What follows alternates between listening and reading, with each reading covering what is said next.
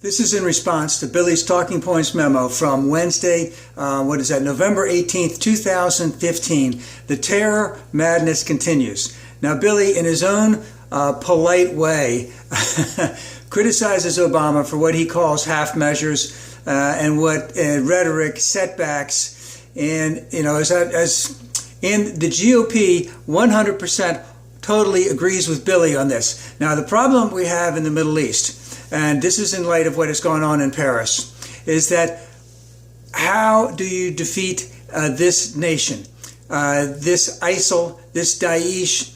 And what mechanisms do you use? What types of, let's just say, war footing do you go on to destroy ISIL? And what we have had from our friends on the Republican side, and from Billy, and from all the feckless right-wing talking heads, is we have nothing. We have nothing in terms of a strategy. We have nothing in terms of tactics of how we are actually going to do it. Billy at one time talked about it only is going to take 10,000 men and bomb them to smithereens. Of course, Trump is basically saying, I'm going to bomb the shit out of them. I'm going to destroy the oil fields. Now, again, you will never, ever win a war strictly by bombing. You have to take the geography.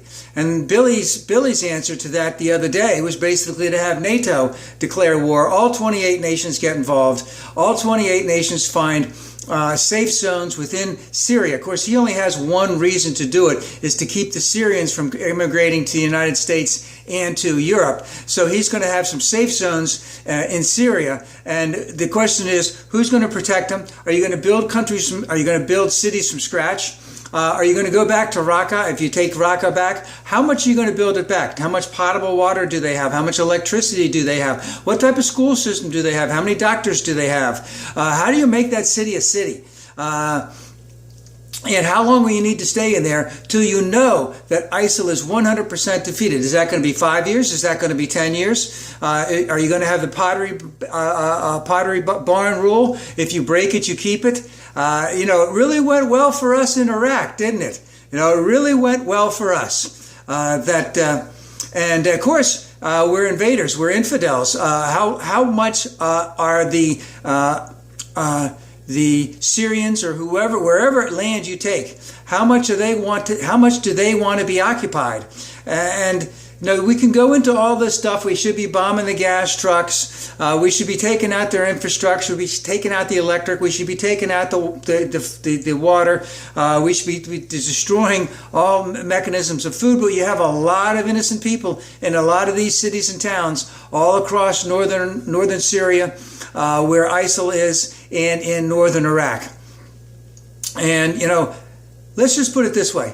Obama is playing the hand that he was given.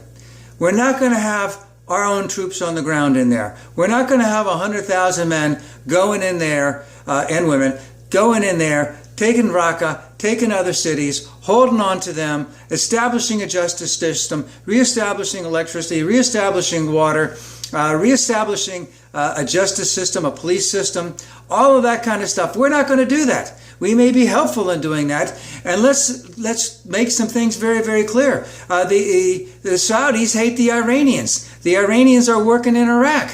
The Iranians are Shia, and they're willing to help the Shia in Iraq. They're not willing to help the Sunni in Iraq.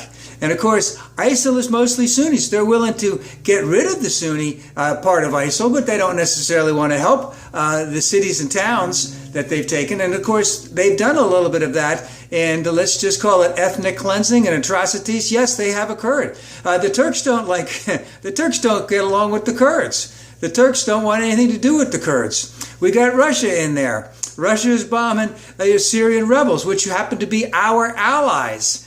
So you can call it madness, but it's going to take a long, sustained effort to try and rid of all of this thing, and of course, Russia also wants Assad to stay in Syria.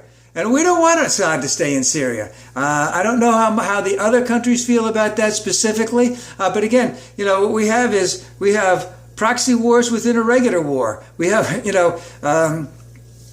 Russia could do a lot. Russia wants to keep their air base there. They want to keep the port there that they want to use.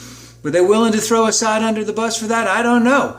But there's no easy answers. Bombing is not going to